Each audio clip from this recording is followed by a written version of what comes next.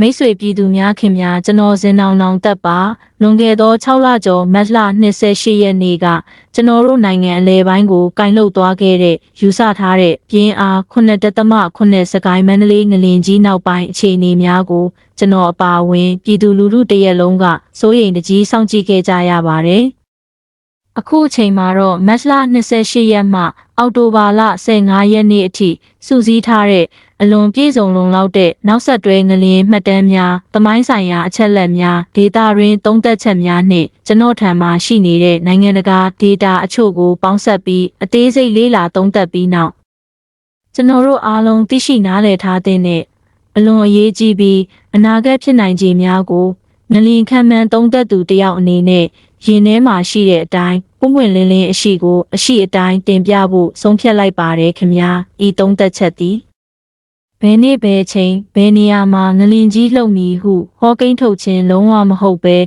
လက်ရှိသိပ္ပံနည်းကျအချက်လက်များအရဘယ်နေရာတွေမှာအန္တရာယ်ရှိသောဖိအားများစုပုံနေနိုင်သလဲဘလို့ဖြစ်နိုင်ခြေတွေရှိနေသလဲဆိုတာကိုပြည်သူလူထုကြိုတင်သိရှိပြီး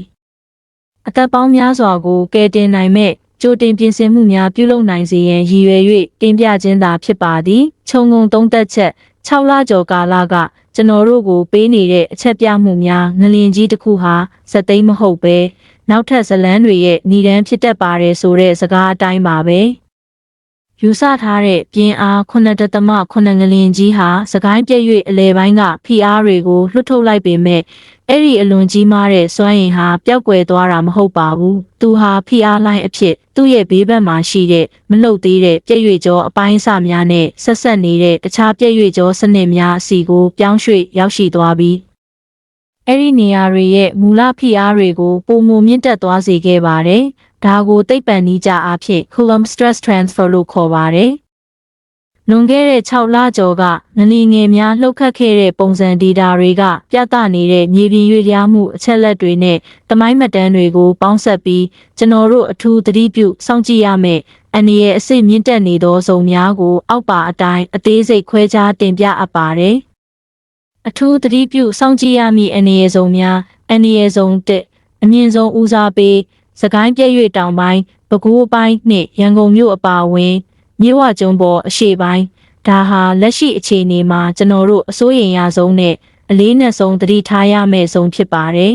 ။သိပ္ပံနည်းကျအကြောင်းရင်းသမိုင်းဝင် seismic gap ဒီပဲခူးပိုင်းဟာ1930ခုနှစ်ပြင်းအား9.8ပဲခူးငလျင်နောက်ပိုင်းနှစ်ပေါင်း95နှစ်ကြာအင်အားပြင်းငလျင်ကြီးထပ်မလှုပ်သေးတဲ့ငလျင်ကွက်လက်ဖြစ်ပြီးဖိအားအလွန်အမင်းစုပုံနေနိုင်တဲ့နေရာဖြစ်ပါတယ်။ဖိအားကူးပြောင်းမှု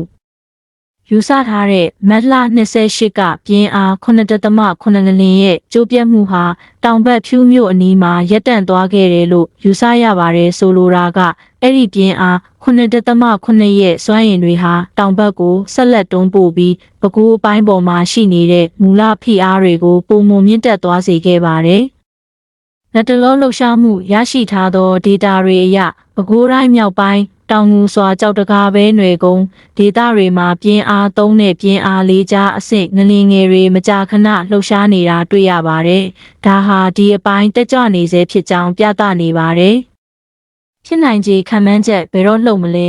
။ဒါကိုအတိအကျပြောလို့မရပါဘူး။သို့ပေမဲ့မဝေးတော့တဲ့အချိန်တစ်ခုမှရှိနေပါတယ်။ဘလောက်ပြင်းနိုင်မလဲဒီပိုင်းရဲ့အလျားနဲ့စုပုံနေတဲ့ဖိအားတွေအရအကယ်၍တစ်ချိန်နဲ့ကျိုးပြတ်ခဲ့ရင်ပြင်းအား9.8ငါးဝင်းကျင်ငလျင်ကြီးဖြစ်ပေါ်လာနိုင်ပါတယ်အဓိကအန္တရာယ်ရှိမြို့နယ်များပဲခူးတိုင်းပဲခူးဖျားကြီးညောင်လေးပင်ဒိုင်ဦးဝေါ်တနက်ပင်ခရမ်း3ခွစတဲ့မြို့နယ်တွေဟာပြည့်ရွေကျော်နဲ့အလွန်နီးကပ်စွာတည်ရှိနေပါတယ်ရန်ကုန်တိုင်းရန်ကုန်မြို့ဟာအလွန်ကြီးမားသောအန္တရာယ်ဇုံထဲမှာရှိနေပါတယ်အထူးသဖြင့်အရှေ့ပိုင်းခရိုင်ဒဂုံမြို့သစ်များတောင်ဥက္ကလာသင်္ကန်းကျွန်းပြည့်ရွေကျော်နဲ့ပုံမနီးကပ်မှုကြောင့်တုန်ခါမှုပြင်းထန်နိုင်ပါတယ်မြို့လယ်နှင့်အနောက်ပိုင်းလှိုင်သာယာအင်းစိန်နှုံးတိမ်မြေနုအထူပေါ်မှာတည်ရှိတဲ့အတွက်မြေသားပျော့ပြောင်းမှုနဲ့ငလျင်လိုင်းချဲ့ထွင်မှုအန္တရာယ်အလွန်ကြီးမားပါတယ်ကောက်ချက်စကိုင်းပြည့်ရွေတောင်ပိုင်းပဲခူးအပိုင်းဟာလက်တလောအချိန်ကာလအတွက်မြန်မာနိုင်ငံရဲ့အန္တရာယ်အရှိဆုံးငလျင်စုံဖြစ်လာနေပြီးရန်ကုန်နှင့်ပဲခူးမြို့ကြီးများသည်အမြင့်ဆုံးအဆင့်ဖြင့်ကြိုတင်ပြင်ဆင်ရန်လိုအပ်နေပါသည် အန္တရာယ်ဆုံးနှစ်ဒုတိယဦးစားပေးရှမ်းကုန်းပြင်မြင့်ပြည့်ရွေ့စနစ်များသိပ္ပံနည်းကျအကြောင်းရင်းပြင်းအား9.9စကိုင်းငလင်ကြီးရဲ့ဖိအားကူးပြောင်းမှုဟာအရှိတ်ဘက်မှာကပ်လျက်ရှိနေတဲ့ရှမ်းကုန်းပြင်မြင့်ပေါ်ကပြည့်ရွေ့ကျော်တွေကြောက်ကျန်းရှမ်းတောင်တန်းမိုးမိတ်စသည့်အပေါ်ကိုလည်းတက်ရောက်မှုရှိခဲ့ပါတယ်။အဓိကအန္တရာယ်ရှိအပိုင်းများနှင့်မြို့နယ်များကြောက်ကျန်းပြည့်၍သမိုင်းမှာပြင်းအား9ထိလှုပ်ခဲ့ပြီးလက်ရှိတွင်လည်းငလျင်ငယ်များလှုပ်ရှားနေပါတယ်။အန္တရာယ်ရှိမြို့များတောင်ကြီးရက်ဆောက်ဟူဘုံညောင်ရွှေရှမ်းတောင်တန်းပြည့်၍ရင်းသည်စကိုင်းပြည့်၍နှင့်ပြိုင်တည်ရှိပြီးဖိအားအပြန်အလှန်တက်ရောက်မှုရှိပါတယ်။ရရှိထားသောဒေတာများတွင်မြင့်ငယ်ပန်းလောင်ပေါင်းလောင်အပိုင်းများတွင်ပြင်းအား3မှပြင်းအား4အထိလှုပ်ရှားမှုများအဆက်မပြတ်ရှိနေသည်ကိုတွေ့ရသည်။အန္တရာယ်ရှိမြို့များပြင်ဦးတွင်ကြောက်ဆယ်မြစ်သားဝမ်းတွင်တာစီရမဲတင်ပြင်းမနာနေပြီးတော့ရှမ်းမြောက်ပိုင်းပြည့်၍များမိုးမိတ်ရွှေလီနတ်မှာဤပြည့်၍များသည်လည်းတက်ကြွနေပြီးအင်အားပြင်းအား6အထိဖြစ်ပေါ်စေနိုင်ပါတယ်။အန္တရာယ်ရှိမြို့များလာရှိုးတိန်နီကုတ်ခိုင်မှုစေကောက်ချက်နှင့်ရှမ်းကုန်းပြင်မြင့်တစ်ခုလုံးသည်ငလျင်အန္တရာယ်အစိမြင့်တက်လာနေပြီးအထူးသဖြင့်မန္တလေးနှင့်နေပြည်တော်အရှေ့ချမ်းမှသည်ရှမ်းပြည်နယ်မြို့ကြီးများအထိသတိပြုပြင်ဆင်ရန်လိုအပ်ပါသည်အန္တရာယ်ဆုံး3တတိယဦးစားပေးအင်ဒိုဘားမားထိုးဆိုင်ဆုံးနှင့်ကဘော်ပြည့်၍သိပ္ပံနည်းကျအကြောင်းရင်းရရှိထားသောဒေတာတွေမှာမြန်မာနိုင်ငံအနောက်မြောက်ပိုင်းစကိုင်းတိုင်းအထက်ပိုင်းချင်းပြည်နယ်မှာမြေအောက်အနက်80မှ110ကီလိုမီတာအထိနှက်ဆိုင်တဲ့ငလျင်တွေစက်တိုက်လှုပ်ရှားနေတာကိုတွေ့ရပါတယ်။ဒါဟာအိန္ဒိယကြောက်ထုချက်ကမြန်မာကြောက်ထုချက်အောက်ကိုထိုးဆိုင်ဝင်နေတဲ့အတွင်းကလှုပ်ရှားမှုတွေဖြစ်ပါတယ်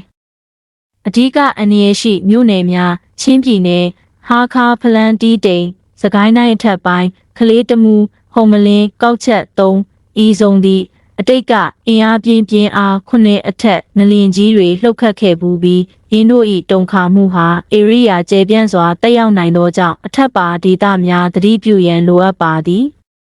ပြည်သူလူထုအတွက်အရေးတကြီးလှုံ့ဆော်ရန်အကြံပြုချက်များထိုင်ပြီးစိုးရိမ်နေုံဖြင့်အသက်ပေါင်းများစွာကိုကယ်တင်နိုင်မည်မဟုတ်ပါပညာရှိဆိုသည်မှာအန္တရာယ်ကိုကြုံမြင်ပြီးပြင်ဆင်သူသာဖြစ်၏အန္တရာယ်ကိုအတိအမှတ်ပြုလက်ခံပါငါတို့စီမှာမဖြစ်တော့ပါဘူးဟူသောအတွေးကိုဖျောက်ဖျက်ပါအထူးသဖြင့်အထက်တွင်ဖော်ပြထားသောအန္တရာယ်ဆုံးများရှိပြည်သူများအနေဖြင့်အန္တရာယ်ကိုအလေးနက်ထားပါမိမိအဆောက်အဦကိုတိပါစစ်ဆေးပါဒါအသက်ကယ်မဲ့အရေးကြီးဆုံးအချက်ပါအထူးသဖြင့်ရန်ကုန်ပဲခူးမန္တလေးနေပြည်တော်တောင်ကြီးကမိတ်ဆွေများမိမိတို့နေထိုင်ရာတိုက်ခန်းအိမ်လုပ်ဌာနတွေဟာငလျင်တန်ခံနိုင်ရရှိမရှိကိုသက်ဆိုင်ရာအင်ဂျင်နီယာတွေနဲ့တိုင်ပင်ပြီးစမ်းစစ်ပါလိုအပ်ရင်အားဖြည့်ပြင်ဆင်မှုတွေလုပ်ဆောင်ပါမိသားစုအရေးပေါ်အစီအစဉ်ရေးဆွဲပါအရေးပေါ်အိတ်အရေးကြီးစာရွက်စာတမ်းရေးအချောက်အချမ်းအစားအစာဆေးဝါးဓာတ်မီရေဒီယိုထောက်ပံ့စတာတွေပါတဲ့အိတ်ကိုအစင်သင့်ပြင်ထားပါလေ့ကျင့်ပါငလျင်လှုပ်ရင်ငုံ့ွယ်ခိုင်မြဲအောင်ကိုင်ကိုဘယ်နေရာမှာလုပ်မလဲမိသားစုလိုက်လေ့ကျင့်ထားပါအိမ်ထဲမှာလုံခြုံတဲ့နေရာတွေကိုကြိုတင်သတ်မှတ်ထားပါစုရက်သတ်မှတ်ပါ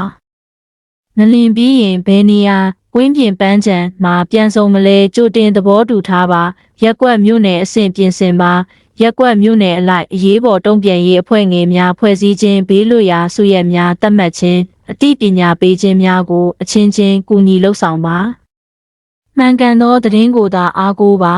အခြေအမြစ်မရှိကောလာဟာလများကိုလစ်လျူရှုပြီးကျွန်တော်တို့လိုပညာရှင်တွေရဲ့သိပ္ပံနည်းကျသုံးသပ်ချက်များကိုသာအားကိုးပါကျွန်တော်တို့ဟာဘေးအန္တရာယ်ရဲ့ရှေ့မှောက်မှာရောက်ရှိနေကြတာမှန်ပါတယ်သို့သောကြောက်ရွံ့တုန်လှုပ်ခြင်းသည်ကျွန်တော်တို့၏ရွေးချယ်မှုမဟုတ်ပါကြိုတင်ပြင်ဆင်ခြင်းသာလျှင်ကျွန်တော်တို့၏အကောင်းဆုံးသောကာကွယ်ရေးဖြစ်ပါသည်ဘေးအန္တရာယ်ကင်းဝေးကြပါစေလေးစားစွာဖြင့်ဇင်နောင်နောင်သက်